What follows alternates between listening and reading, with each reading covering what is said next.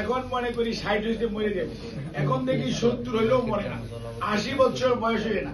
আপনার যে lakh lakh crore billion billion যা শুনি আর কি দেবপ্রিয় বাবু যেটি, কিন্তু এই লোকটাকে যখন আপনার কাছে অসুস্থ হয়ে গেল তখন কিন্তু লোকটা আপনার উপর বার্ডেন হয়ে গেল। বিধবা ভাতা দেয়, আজকে যদি মুক্তিযোদ্ধা সেই সম্মানদেরকে রেসপেক্টেবল ভাতা দেয়, তাহলে বয়স্কদের জন্য আপনার আলাদা উইন্ডো করা, আলাদা সুযোগ সুবিধা করা, এটার জন্য খালি চিন্তা দরকার। এটার জন্য খুব বেশি ফিনান্সিয়াল রিসোর্স মোবিলাইজ করতে হবে, নট নেসেসারি।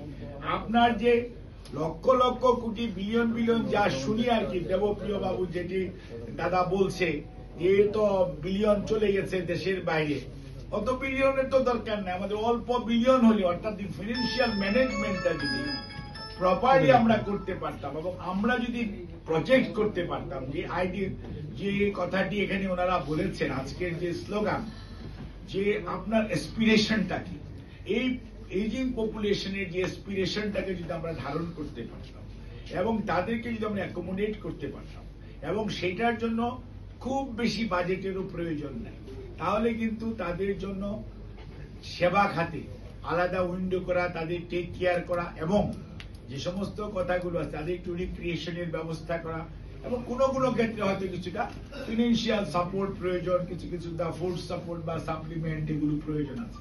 কিন্তু এই লোকটাকে যখন আপনার কাছে অসুস্থ হয়ে গেল তখন কিন্তু লোকটা আপনার উপর বার্ডেন হয়ে গেল।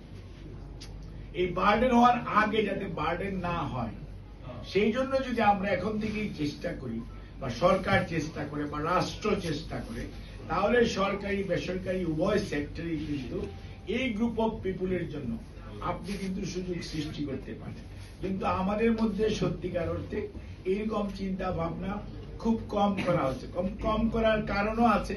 আমরা এক সময় মনে করছি 47-50 বছর হিসাবে তো মারাই যাবে, এখন মনে করি 60 হইতে মরে যাবে, এখন দেখি 70 হইলেও মরে না, 80 বছর বয়স হয়ে না।